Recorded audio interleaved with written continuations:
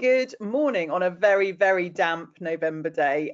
We are here with Tom Warner and myself, Vhari Russell, founder of the Food Marketing Experts, to bring you the first in our webinar series today. We're really excited to be discussing resilience and risk, which I guess are the keywords of the moment in these turbulent times. Tom and I were talking before we started and saying, you know, it's been 34 months of turbulence. So we're going to chat through with Tom today around how life at Warner's is working through this turbulent chapter. We've got a whole load of questions to go through, so we will crack on. So Tom, tell us who you are, what you do, for those of us who don't know you. So Tom Warner, half of the team that run Warner's Distillery. My wife and I run it together, so we're married and we're business partners, and depending on the forum that we're in, I describe her as either my business partner or my fabulous wife Tina. She's the clever one. I am the probably archetypal founder, stupid enough to not see risk as well as she does. So maybe she should have been on the talk, Vhari, but we can cover that later. And I'm the snake oil salesman, passion bomb. But yeah, so grew up on a farm. The business is on my family farm. It's a farm diversification business. What we're focused on is harnessing Mother Nature and making drinks in harmony with nature. We launched the business with the rallying call to save the world from mediocre gin, because in 2012 when we launched, or 2009 when we started the business plan, you know, the gin category was quite a boring, mundane and mass-produced sort of affair, and we've been a catalyst for change within the UK and gin globally. I think we were one of the first craft guys on the scene, 2012. But the two advantages we had as a business was no funding and no experience, which meant we were unblinkered, and that's how we cut a sort of a channel for ourselves in the category, by being innovative and not being blinkered by what had been done before, and really focusing masochistically on quality of process and ingredient. And that's what sets us apart. I mean, it's varying shades of grey with any consumer product, isn't it? It's all down to price, but everything we do is very masochistic. We try and do it in harmony with nature by doing good for the world. So we're 1% for the planet members. 1% of our turnover goes to green action. We've just about 10 weeks ago got a B Corp accreditation, so we're an official B Corp business, which is awesome. And that's just testament to how we do business, the ingredients that we use, the way we treat our people, the way we treat the world, and our vision now. So our North Star is to be the most nature positive drinks business in the world, and that really guides every decision that we make. So obviously, that's a very ballsy statement, because we've got to grow, because we're tiny. So to be the biggest, to be the most nature positive in the world, we've got to do some big stuff along the way and grow. But it gives us a guiding light in all of our decision making, and it means that more often than not, we don't make the most commercially hardcore decisions, because a lot of the time that means you're only looking at one bottom line, which is your P&L, rather than the planetary bottom lines. And when trying to be nature positive, it means we have to do a lot of green action. You've been at the farm on Monday to see Johnny about tree planting. I have. We've just launched a scheme called Nature Mark, which is about actually giving, initially, it's giving on-trade sites, so bars, hotels, restaurants, a framework for them to follow to become a nature positive business, planting wildflower meadows, bird boxes, bug hotels, that kind of stuff. Simple things that we can all do to increase nature positivity, because the UK is now in the bottom 13% in terms of worst offenders. We're one of the worst offenders in the world for nature positivity, so biodiversity loss. So our green and pleasant land isn't that green and pleasant. So we've all got things to do there. So that's us. We make super tasty booze, is the short story. You do make tasty booze. I have to confess, there is some in the cupboard behind me, which I won't be taking part of today. So in terms of risk, what's your perspective of risk? We'd like to know what's keeping you awake at night in terms of the risks around the Warner's business. I think fundamentally, as a business owner, I mean, in terms of resilience and risk, we've all got a responsibility to actually, number one is you, and looking after yourself. And I think that's one thing I would say to everybody. I'm going to sound like I'm a monk here, but I am very much not, and I fail on this a lot of the time. But most important things we can do at the moment is look after ourselves through, nutrition, exercise, and getting the right amount of sleep, and hopefully not losing too much sleep, and putting everything into context. So a bit of stoicism, I suppose, is important in our own heads, just to make sure that our emotions, and I'm a very emotional person, it's one of my superpowers. Yeah, one of my superpowers is the projection of our brand and everything that we do to the world.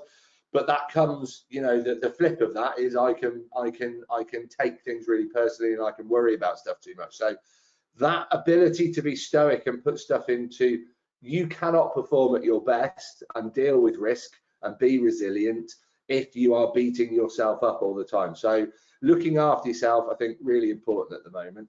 And in terms can I just ask you a quick question on that? In terms of that, what are your kind of 2 top tips for self-resilience? Because many of the people that we will have on this webinar will be entrepreneurs, and I've had many a sleepless night, as I'm sure you have, and it's about finding coping tactics to park those worries at 3 a.m. and get the sleep you need to function the following day. If it's really bad, write it down. Like if your head is just on a feed, because that can happen. For me, when it used to be really bad, I would, it would be 3 a.m. There'd be like almost loud house music playing in my head, and the same thoughts just absolutely spinning relentlessly. Get up and write it down, because it's laying in bed is not going to get that out. I mean, obviously you want to try and not get to that point, but if you're at that point, get up and write it down. Where the hell is it? I do a 6-minute diary every day, everyone. I'm not affiliated to them. Bloody great thing to do, just in terms of giving you a positive step forward in the morning. And I started on that journey with this, which is journaling for boys. So it's more acceptable for me. You start off with man's journals. I now do this 6-minute diary, and it makes you focus on 3 things that you need to be grateful for in the morning, what you're going to do that day that's going to be positive or make a difference to the day, and a positive affirmation. And at the end of the day, you reflect on those things. Sounds simple, it's a small thing, but I think it puts you in a positive sort of frame of mind.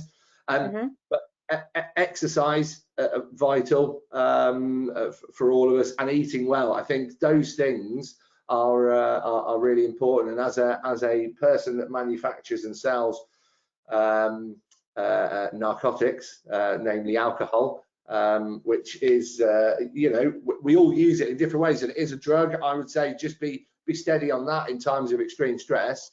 I would encourage everybody to drink less, and we've got a fantastic 0% range. So what were the risks around you launching your 0% range? Because historically you were known for the Harrington Dry, which I may have consumed a few glasses of, and then you've expanded the range. So I guess from many brands' points of view, it's how quickly did you expand? What were the risks of expanding? And then also, what were the risks around being known as an alcohol brand but then having a non-alcoholic offering? Risks around expansion, I would say that we probably, we've got about 12 gins. Is that too many? Yes. We focus on 3 or 4 of those now. We did it at the time because we didn't know any better. We were very excited. We liked innovating. We liked doing new. The easiest thing to talk about is news. But then you end up in situations. I mean, at one point we had 5 SKUs on the shelf, 5 different gins in Waitrose, which all meant that really you were cannibalizing the sales of your other brands.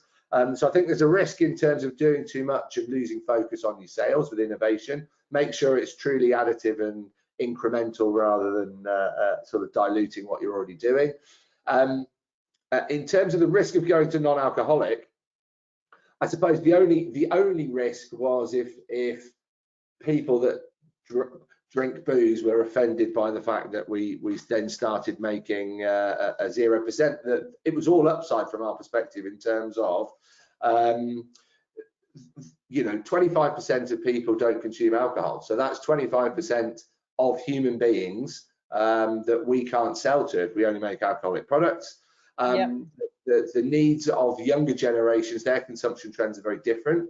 You know, they are much more like, I think 18 to 24-year-olds, it's grown by, I think, a factor of about 20%, those that are completely alcohol free in their consumption. The weird thing is they all seem to be very focused on image, weight, and I think, you know, these things have got a lot to blame. When I was a youngster, there wasn't someone filming everything that I did, thank God.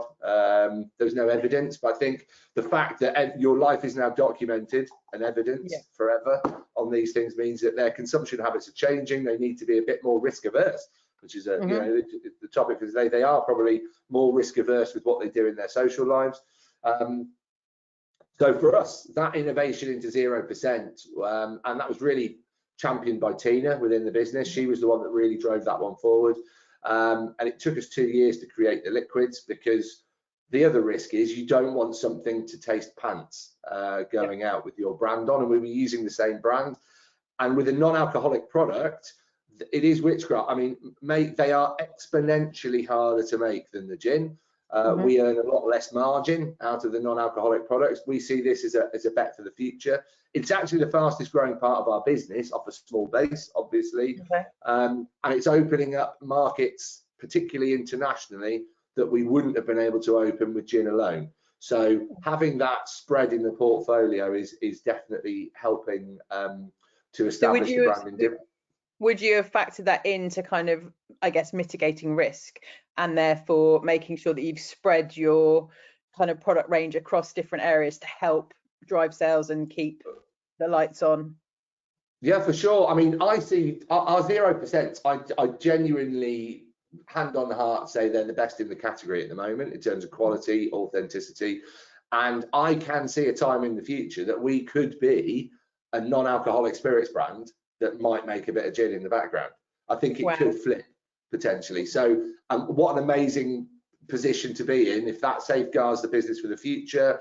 You know, changes in legislation, consumption. What if alcohol goes the same way as cigarettes, and we start putting I don't know, livers on bottles, or other illnesses that are derived from consuming alcohol? What if that starts to go on front of pack? Having you know, having authentic products that still satisfy the ritual, which is what we all do as humans. It's that ritual of sitting around the campfire, and it used to be, you know, the necessity of alcohol was trust. It helped us build trust with, you know, when we were hunter-gatherers living in groups of 20, what created civilization was actually getting around the campfire, either licking a toad or having some fermented gruel that basically released a neurotoxin, which was the you know, the fun fairy, the ethanol in all of us, and made us trust each other and build communities. But we potentially, we're getting to a stage where we're beyond that now. So having a business that can operate in any area, whether it's alcoholic or non-alcoholic, is really important in terms of a risk management for us in the long term, for sure. And in terms of the risk within your business, who is responsible and has that accountability and those heavy weights to carry? Yeah, it depends, and I think we were saying before we went on, depending on where you are in your journey as a business, if you're just launching and you are like we are, everything's on you. But you know, the number of people and the channels that you're selling to, it's a lower risk. You know, we've all heard the expression runway. So when you launch a business, you've got your runway, and money's a big thing. I think at the moment, the big risks, and we never really said what's keeping me awake at night at the moment, but I think rate of sale and cash flow, particularly at the moment, are really scary things. And are you predicting that the rate of sale will go up? Obviously, we're hitting one of the key sales windows of the year with the festive period. Are you predicting that your rate of sale will go up, or has it been kind of tracking in which ways it going for Warner's? So for us, particularly, we've been exposed. We're about 60% exposed to the on-trade. So the last 2 years, 20 and 21, disaster because it shut.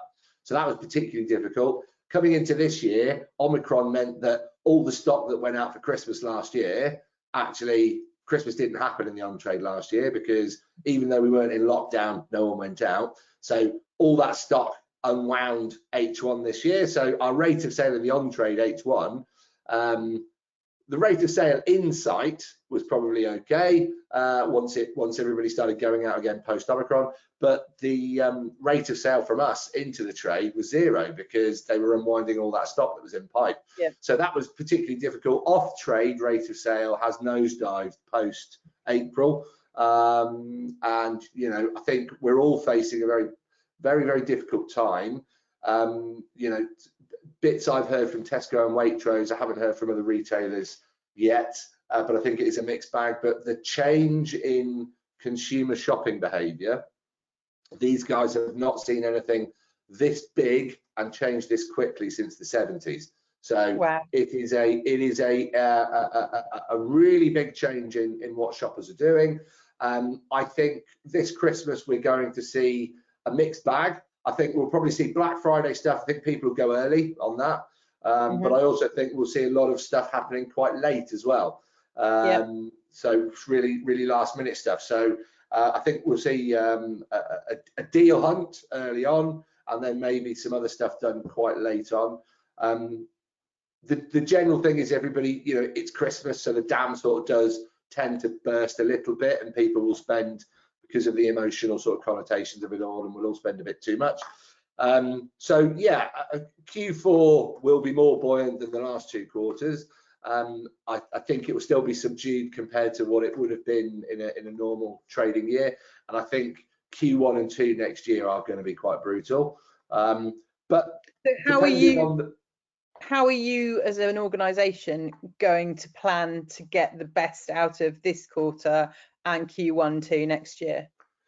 Well, we've just sort of done that. I mean, we had to do a bit of a reset in the business 10 weeks ago, and we lost some of our, we call it a family. You know, we're an SME, we know everybody, and we're really passionate, but this year's been particularly difficult for us, especially off the back of the last two. So we finally had to do a bit of a team reset. So it's really, we've just, I'm literally off the back of it, we call it a town hall, just before I came onto this call, which is talking to the whole team, focusing then on what's important, like the 4 things we have to achieve this side of Christmas, which is basically, you know, make sure we land Christmas in terms of everything our customers expect, making sure that we're delivered on time and in full, quality's perfect, etc. Planning for next year, so making sure we've got a fast start to 23. Within that is prepared for dry January, so that's starting to be loaded up front, and getting our international sort of pitch sorted. But we picked some core things for the team to focus on. I think it's simplify, focus on the basics. That's the important for the next few weeks. Yeah, I still haven't. When I was talking about what's keeping me awake at night and who manages the risk, that's what we were talking about, wasn't it? Is who manages those risks in the business. We're trying to empower the team as much as possible, and the town hall that we do sort of once a month, we have a Monday morning huddle, morning prayers, which is sort of positive start to the week and any burning issues, and then once a month we have a sort of deep dive, and it's empowering the team to get after it. And I think one of the things we found as a business is, as founders, you can cast a very long shadow across the business in terms of the weight of your words, and you can walk through a room and go, oh, I've just had this idea, and walk out the room and you've thought nothing else of it. Everyone else in the room has gone, oh, Tom's just told us to do this. And I'll come back 2 days later and they're like, we've built a unicorn out of cheese because you said it was a good idea. And I'm like, why the hell have you done that? They were like, well, you said it 2 days. So clear instruction and empowerment to make decisions at the right level to speed everything up. I think that's really important as well. Something that we're working on quite heavily, and I think founders can often fall into a trap where they get involved in everything at a micromanagement detail, and that actually causes a lot of consternation. They think they're making lots of decisions, but it means everyone in the business then waits to make every decision with them. In terms of managing that risk, you know, we have people empowered in the business to manage risk for us. Obviously, Tina and I are ultimately responsible for that. But in terms of cash flow, we've got our FD Dan, and he is focused on that relentlessly at the moment to make sure that we've got what we need in place. In terms of rate of sale and the marketing of the business, our commercial director Peter, that's his key and core responsibility is that. In terms of product quality, we've got our technical and quality manager Tessa. She's there. She reports into our ops or our head of operations Greg. Greg's ultimately in charge of health and safety, and then I suppose it's me really, but day-to-day running of systems, process, health and safety, that's Greg. In terms of quality management, that's Tessa, and that's underpinned by, we've got BRC in place, etc. So we have quality systems and processes and documentation. So depending on the risk in the business, there are experts employed within the business to do that. Now, depending on where you are in your SME journey, you might still be ultimately in charge of all of that, but you don't know what you don't know. And I found that as we've grown and you start to employ people that really do know what they're doing, more risk is out there than you ever realized is the reality. And once you start to get an expert in place, they expose you to where there's way more risk, but how to mitigate that risk, deal with that risk, and make sure that hopefully that risk doesn't cause any harm to the business. And in terms of the risks, and obviously supply chain is a massive factor at the moment for all sorts of different reasons, but are you seeing any ramifications because of Brexit, and what would stop you in making gin? Do you have a contingency plan for key ingredients that you don't grow yourselves, that you've got more than one supplier, so that if you are struck by a supplier closing for whatever reason, you can carry on making gin? Yeah, I suppose what would stop us making gin? Botanical supply. Yeah, Brexit has affected the ease at which botanicals are traded into the country. That is mitigated by the fact that we use a third party to do it, so it's their headache to manage, and they have warehouses and they make sure they're full. We've got relationships with 3 botanical suppliers, so we use one primarily, but if there is a significant issue with one, we've got others that we can turn to. The issue is the smaller suppliers, getting them technically accredited is often harder, because if you're not doing proper turnover with them, they're less sort of warm to jumping through a load of hoops for you in terms of getting all the paperwork in place, etc. But we have to do that anyway. So I think botanicals we cover off through multiple supply. Our glass is a bigger worry, and the thing about Brexit, we moved from a French bottle manufacturer to a British bottle manufacturer, not because of Brexit. It was one of the factors. It was more environmental, why we're shipping glass from France. I think the reality is that Brexit has caused quite a large migration in that way. Perversely, it's causing less competition in the UK, which is then driving inflation, because when you've got more business or fewer people providing a service, they start to charge more for it because it's less competitive. So one of the weird layers of Brexit that no one sees is actually, it's not just, it's a bloody nightmare now for us to export to Europe, and also the sentiment of they don't really want to trade with us as much anymore. There is an underlying political sentiment from Europe that, well, piss off. So it's much harder to build a brand in Europe and to export, whereas before it was really, really, really easy to do. Now it's an absolute nightmare, and I need lots of people that are trained up in the business to jump through all the hoops that we now have to jump through to get stock out. So yeah, negative effects of Brexit are it's a nightmare to export, it's harder to import, and I think it's harder to employ people. There has definitely been a labour shortage, although the way we're going economically at the moment, sort of macro environment, I think that's going to ease. Feels like it's already starting to ease. I think the Great Resignation Everybody's tightening up now. I think everybody's risk profile has risen. So jumping into new jobs now, people are less sort of relaxed about moving. So I think that's tightening. But also I think there are redundancies starting to happen. So I think the talent pool will start to move a little bit. I think people will be more, those that are in a job will stay, those that lose their job may be able to get into some of the jobs where people have been recruiting. But I think we're going to see a relaxation there. But the last few years, it's definitely been a nightmare to recruit people into the business. Hospitality has been hit particularly hard by that, and huge cost to the economy in terms of they've not been able to operate at full power. So, you know, risk again is our economic growth and prosperity as a nation.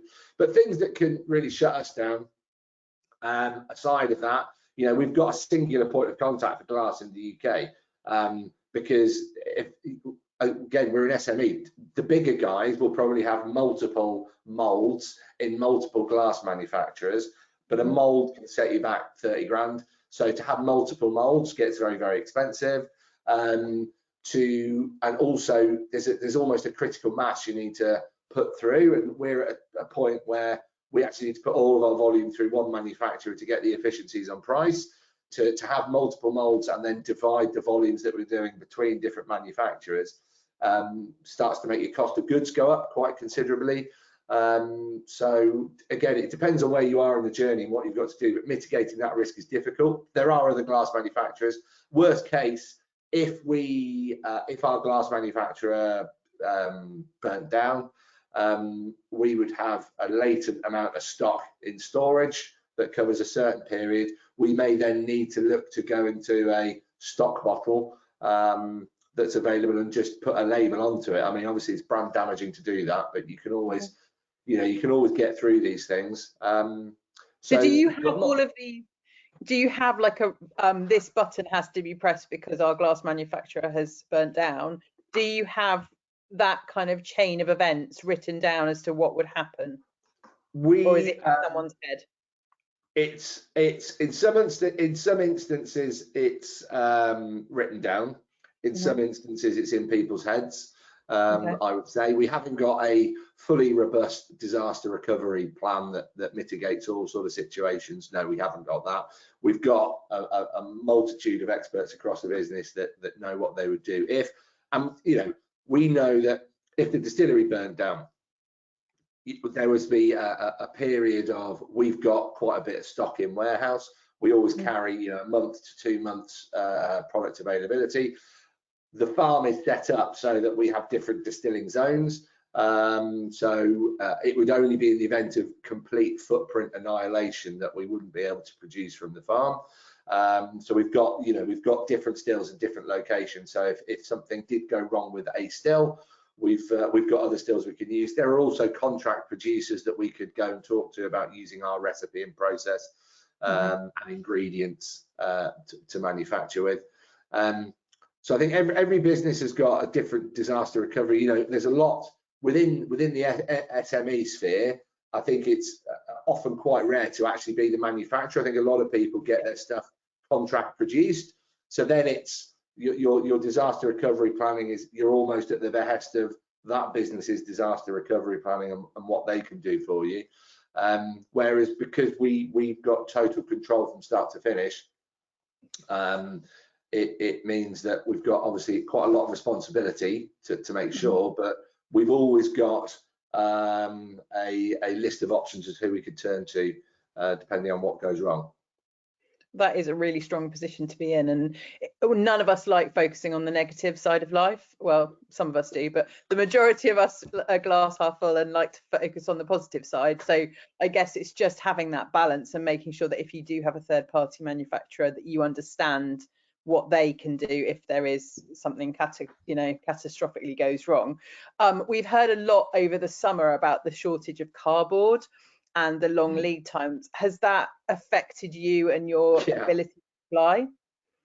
Yeah, it has, all for the wrong reasons. So, you know, you buy in much bigger bulk up front, longer lead time, because you're committing to the board over which is what we've had to do. So to make sure we had enough board start of year, we've committed to a lot. I've now got a warehouse full of cardboard because rate of sale bombed. So so I've got lots of money tied up in cardboard currently in a warehouse. But that's if you hindsight's 2020, you have to plan with the information you've got in front of you, and it's just one of the factors of the risk of the supply chain issues we've been having. The net effect for us is it just went the wrong way for us in decision making. We bought up front. Best possible knowledge at the time was board was an issue. We all knew it was an issue. The reaction times were insanely long. If you needed to order more board, I mean, at some points it was sort of 16 weeks plus for getting more cardboard in. So making sure you've always got enough. We did that. Unfortunately, this year, because rate of sales declined, means we've got a lot of cardboard in pallets. But that's the way that crumbles. So yeah, supply chain has been an absolute nightmare. And in terms of other areas of the business, in terms of your digital and cybersecurity, how do you keep that as robust and safe as possible? Because you hear stories all the time about consumers' data being leaked, even by massive big players. And you've got I've worked with you over the years, and I've stood at stands at Carfest and things and seen how the passion for people buying into your brand, and they don't tend to buy one bottle, they tend to buy 2 or 3 from my experience. So they're really passionate about your brand. How do you ensure that you keep their data as safe as possible? Yeah, so GDPR was a big thing. Leanne, who's our business ops manager, she is the custodian of our GDPR policy and how that data is stored, firewalls, etc. In 2000 and I think it was 17, we had can't remember the technical term for it, but our website was actually shut down. A denial of service attack, I think it is actually. Where someone just bombards your website with traffic to the point it can't cope and it goes down.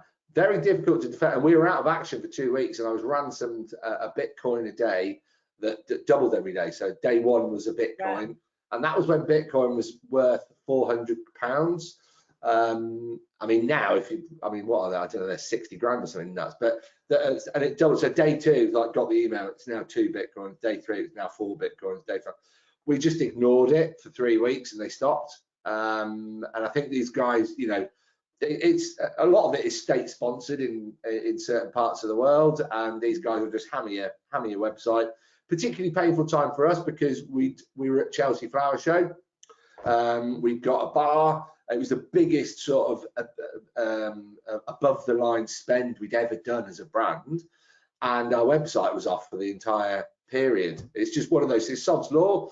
And we had investigators, so we've now got more substantial firewalls around everything when it comes to website and our server. We use a third-party IT company to manage that for us. So they manage the security on our server, and they regularly do updates, and that goes through to, we've got security on company phones, we've got security on company laptops to try and mitigate if someone's wanting to do your harm, inevitably, depending if they're skilled enough, they will be able to do your harm. All you can do is mitigate as much as possible by having certain firewalls, protections and procedures in place for that. Well, and it sounds like you've had that tested and found a new resolve to move forward with it. You've made reference to cash flow and staying on top of a cash flow with visibility and due diligence. What are your kind of learnings from that? And we've all had clients that haven't paid. How do you deal with that on a day-to-day basis? Because the predictions are that that's going to get more of an issue as we head into Q1. Yeah, I think one thing that entrepreneurs are bad at is black hat planning, because it tends to be people that start a business, again, it's always glass half full. Everything's always positive and you hope for the best and you go. The one thing we all need to learn as a skill, I think, is black hat planning, and that's really important at the moment. And it's something that we've really got stuck into very heavily in H2 this year. You know, we had a bit of a misstep mid-year in terms of that. You know, we were caught by surprise at how quickly things were moving out there, and that's meant that you talk to your bank early, do your cash flows. If you don't know how to do cash flows properly, find someone that does. I mean, depending on the scale of your business and the complexity of it, there are tools online that you can use, but I think using an accountant's always good to do that. And what I would say, unless you've got a product that bucks the trend massively, it's going to be a very difficult 6 to 9 months out there. The only light I've got on that is that within recessions, the lipstick effect, you know, there's only so long that we can sort of beat ourselves around the neck and not treat ourselves. So people will go after sort of affordable luxuries. You know, we manufacture an expensive bottle of gin, but it is not a brand new washing machine, a holiday abroad, or an expensive new car. It is affordable luxury that you can treat yourself with. So I think there is optimism for the sort of the midterm there. But really knowing your numbers, being really realistic and then pessimistic with your planning in terms of what you think you're going to sell. I think if you're just starting up, one thing I would say is everything will take at least twice as long as you expect, and it will cost twice as much as you expect. So whatever you put in your cash flow analysis for that, sort of double it. Yeah, use an expert to help you, because I don't know I don't know who's on the forum and the complexity of their business, but cash flow kills you quicker than profitability. Your P&L, you could be looking at a P&L going, oh, by the end of the year we're going to make loads of money, but you might go bust before you get to the profitable phase of the business. So cash flow is so bloody important, and we've had times where success nearly killed us as a business. You know, especially in the early days, and we didn't have credit with HMRC for our duty. We were £8.50 a bottle. I'm really praying. I mean, he's talking about it now, isn't he? He's just gone live, Mr. Hunt. I'm really praying that he doesn't do what he's said he's going to do with duty, because it means a bottle of spirits is going to get in the region of any bottle of spirits is going to be about £1.50 more expensive come next March, which is excruciating to take. And you know, we'll have to decide whether we try and absorb that, which is difficult because, you know, input costs are all going up. Anyway, I'm going off track. We had times where, you know, at the start of the business, when we got loads of new orders, and there was 2015 September, we launched with Booths up in Lancashire, we launched with John Lewis, and we launched with Marks and Spencer's all at the same time, and Amazon. We launched on Amazon when craft gin was like not a thing, and our rhubarb gin, because it was the first rhubarb gin in the world, first pink gin actually in the world, went nuts. Black Friday, Amazon, I think there wasn't even a deal, or it was like save 5%, they funded it.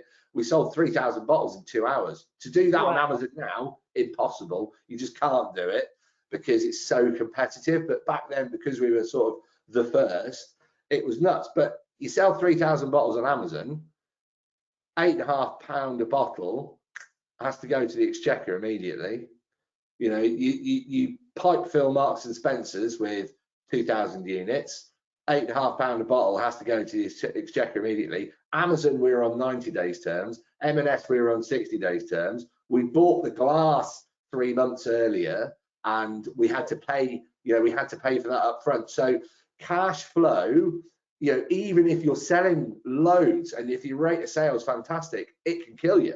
So really getting your forecast, your cash flow, and knowing what you'll do if your sales, you know, scenario planning disaster and scenario planning success are very important. Either way, the business is performing, because it just kills you quicker than anything. And in terms of planning and working with distributors. Do you work with distributors? Because we're seeing, you know, in the last few weeks, we've seen the likes of Tree of Life go pop. Now, that's left massive deficits in various producers' bank balances. How do you mitigate the risks of supplying a distributor and kind of taking title of the goods until they've paid? What processes do you have in place for that? So depending on a lot of our international business, we do pro forma, because when you're sending to sort of weird parts of the world, and you know, you've met the guys, and so we try and do a lot on pro forma when it comes to that, depending on the scale of the business. We use invoice discounting through our bank, which gives us sort of a security as well on that. So we get paid up front for a lot of our invoices as long as they've given us an insurance rating on that customer. So we need to do that for cash flow, because it just gives us that as soon as we invoice a product, we can draw down quite a high percentage of that invoice from the bank. There's a charge that comes along with that. There's a security as well that they're almost insuring that trade. So I think you have got to be very careful. We've been burnt in the past, and I mean the biggest one that happened in the booze industry was when Matthew Clark ran into difficulty, and I think that was 2018. And they then got bought, and the company that bought them then had to basically come into a payment plan. They were very good. They actually focused on the smaller guys first, which was really, really nice of them. But I think, yeah, you've got to be aware that anybody you're selling to, you know, do your credit checks, do your referencing. If you're very worried, talk to their FD, get a feel for what's going on, because there is huge, and especially current times. So we use, and this is off the back of 21. We used to sell everything direct to wholesalers or to the end customer, as in if you were independent shops, we'd sell direct to you. Independent pubs, we'd sell direct to you. We try and encourage you to go through a wholesaler. But a lot of our on trade, which is bars, hotels, restaurants, that went through wholesalers that we would have to sell to, and they would have to, because getting the wheels to go to every pub in the country, we can't do that from the farm. So there is a risk there. We now have a distributor in the UK that helps with portions of our sales into the on trade. And there's a risk with doing that, obviously, because and the biggest risk for us with that was actually cash flow, and we haven't clocked it properly. It's one of the reasons why we've had to sort of go this year, another layer in the layer cake of everything that's been going on. When you suddenly go from selling to 100 customers at different times, you've always got a trickle. When you start selling to one big person between you and all those 100 customers, your order cycle suddenly goes to bigger lumps that are spread much further apart. So that, again, that constant trickle of cash that was coming through your business from dealing with all the different customers suddenly changes its profile hugely. So that's another thing that sort of gave us a bit of a scare this year, and one to watch out for. So I think, yeah, you mitigate through your credit checks with any business. If you can do invoice discounting with your bank, it will help your cash flow, and it also gives you, depending on you can pay slightly more and have them chase your invoices for you. The only issue with that is they are a blunt trauma instrument. So the nuance that you would potentially put into one of your favorite customers if they haven't paid on time, the bank may just phone them and go, "We're going to come and kill you unless you pay immediately." So there is a beware on that one as well. And we prefer to manage all of those conversations ourselves, just in terms of customer relationship and having a nicer conversation, because the bank can be quite blunt in those situations. Yeah, I think it's really important to have your toolkit for that as well. So as an agency, we have had bad payers. That's just, you know, part and parcel of running a business, but it's about knowing at what point you push what button. So there are services where you can get a very cheap letter sent through a legal partnership, and that takes it to the next stage, and that often is enough just to get people to take you seriously. But I would advocate you stick to your trading terms. So if your payment terms are 30 days, chase on day 31. Yeah, 100%. And I think try and be human about it. And also, you may, in certain situations, you may want to put in a payment plan, and that works for you and for them. So in some instances, if you put a payment plan in for them, you can spread that load for those guys as a business. But any business in the country can do that with HMRC, your VAT. If you're in a particularly cash pinched position at the moment, you can apply to HMRC to spread that VAT payment over subsequent months. So that's a really important thing. And I think that's with any tax liability at the moment. If you need to, HMRC are being quite understanding and reasonable right now. So if people are feeling a pinch, you can actually have a conversation and see if you can spread that load rather than having it all hit at certain times. You can try and spread the cost. Yeah, it's just having that, being bold enough to have that conversation, isn't it? Exactly. And I didn't know you could do it. But it's something that we've actually done on a couple of times this year, just to take a couple of big pinch points out, and we've spread it. So it is something that can be done. So and not many people know about it. We all think HMRC are just like, again, blunt trauma instruments that just demand on time. You can have conversations with these guys and spread it. And in terms, you're very different to any other distillery I know. We've made reference at the beginning of the discussion around the fact that you grow a lot of your botanicals and that you've got this the world's best nature positive brand, North Star. I know that we're planting a whole load of trees with the charity I run with you, and we're working together on various 1% for the Planet projects. But how do you mitigate any risks with all the botanicals that you're growing? I know you grow them in different parts of the farm, but you are not the norm in terms of there's no other gin brand I'm aware of that is growing that many botanicals and is self-sufficient in that many botanicals. Yeah, so it's probably, I think if you count the dandelions that we grow, my dad thinks we're nuts, but we make a dandelion coffee with those. I think we're in the region of probably about 1.5 million plants and 750 trees currently, but we're about to change that count with Vhari. Yeah, and that's over about 10 acres on the farm. This year's big worry, right? We had a massive drought. Luckily, a lot of the botanicals we grow had been in the ground. If that had happened in 2019, it'd been an enormous problem for us, because when the plants were establishing, it would have killed all of the work that we'd done. Luckily this year, a lot of the crops are established, and a lot of the crops actually like quite dry feet. So that's great. The flip of that is our biggest growing areas towards the bottom of the farm, and the river can flood to within, a few meters of some of those crops.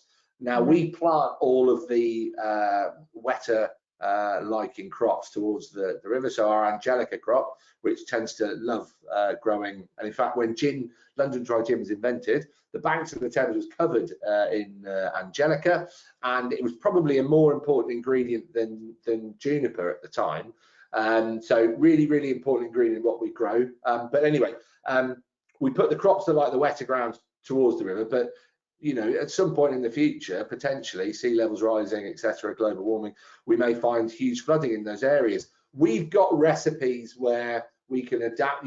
We know that this is our ideal recipe, and we grow all of the ingredients, and that gives us flavors that we cannot replicate with bought in.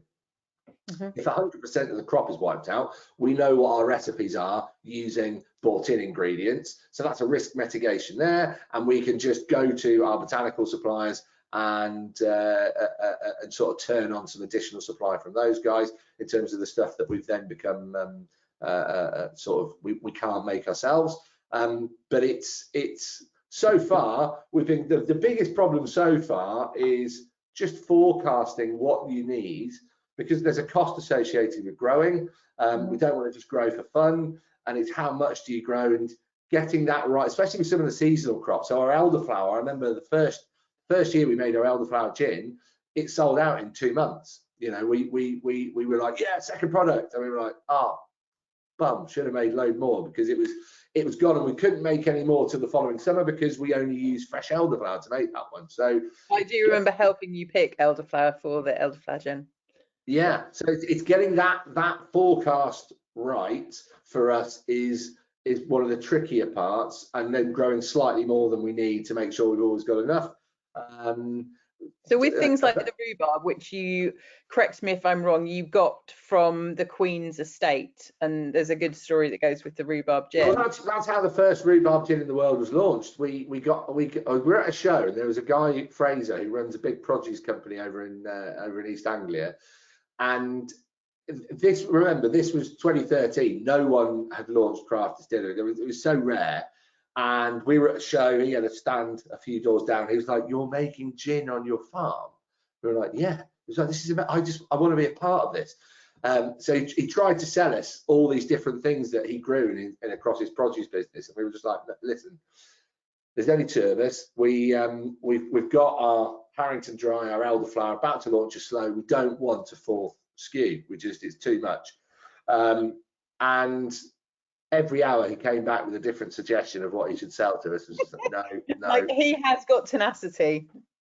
He really has. You can't keep him back with two sticks. He then, on the last day of the show, he said, "Look, I've got this crop of rhubarb, and it grows on a Crown estate that I manage, Paper Mill Farm it's called, over in Lincolnshire, and it's royal land. Fraser manages it." And he said, "There is a crop of rhubarb on there that's Queen Victoria's, or it was Queen Victoria's rootstock."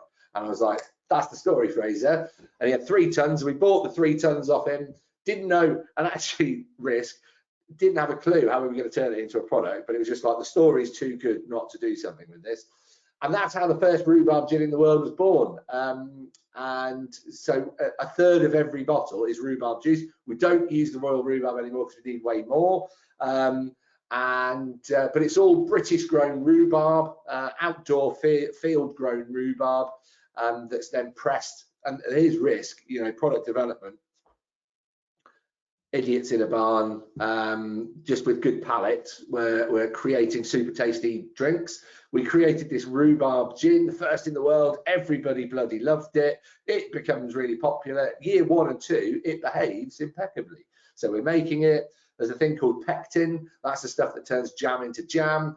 And the first 2 years, as we're establishing the brand, it just all precipitates out, drops to the bottom of the tanks, and we rack off the crystal clear pink rhubarb gin. Beautiful stuff.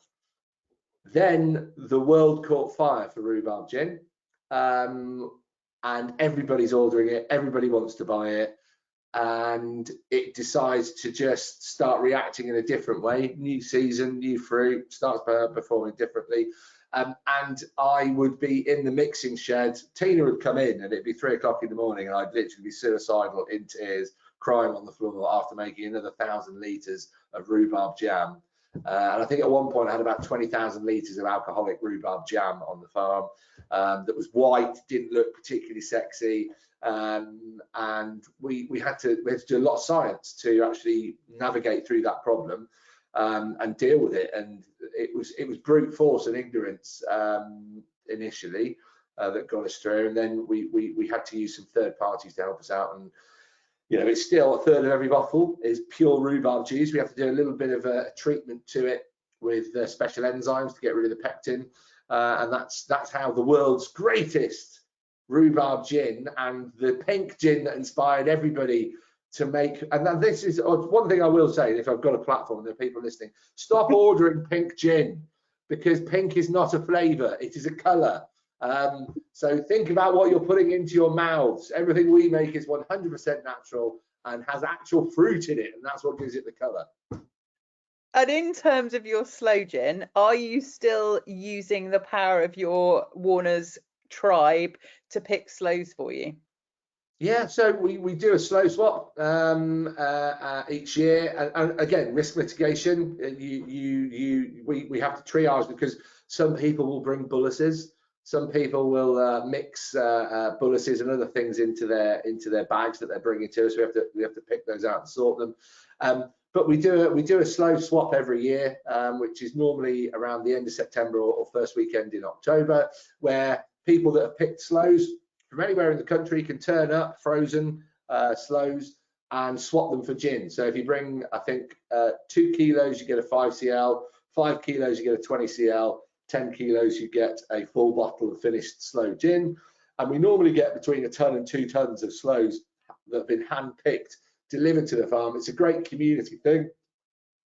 People get some of our sloe gin. We get hand-picked British sloes in return. And that all came out of not having any money in 2013. I was like, how can I get fruit for free? And that's how we did it. What percentage of the community sloe picking is the total consumption of sloes you need?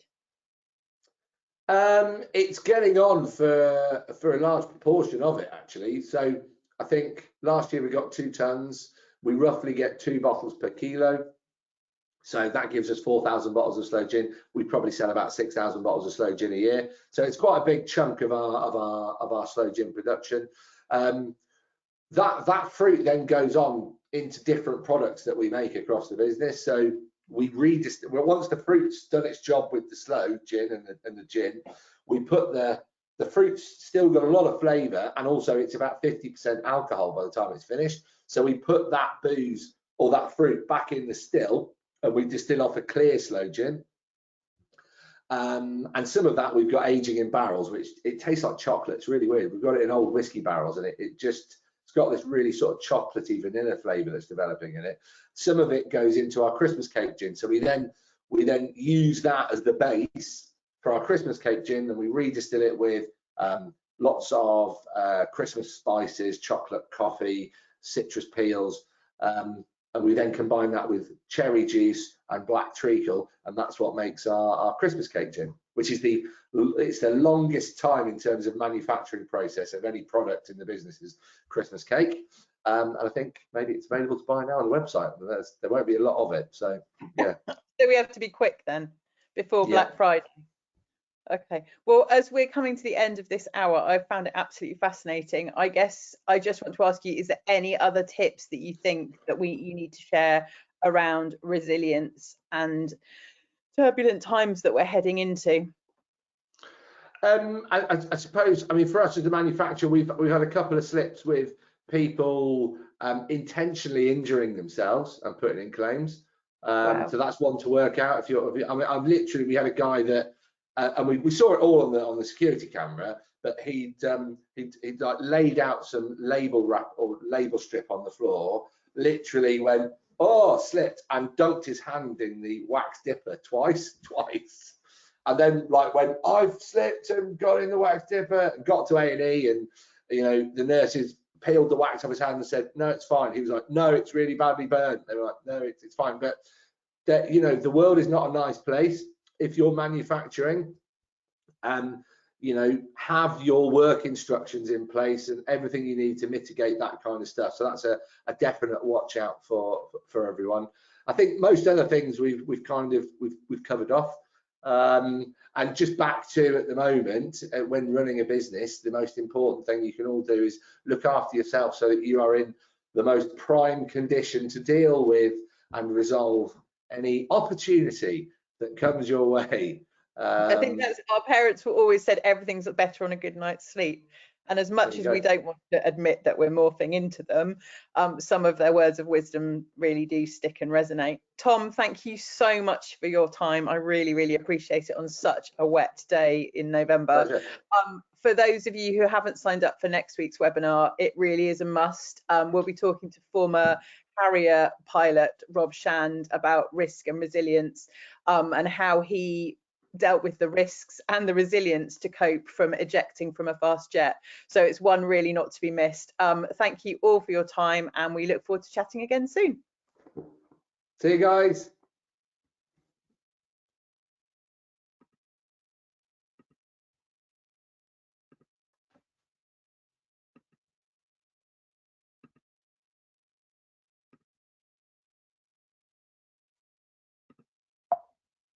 I think we're stopped.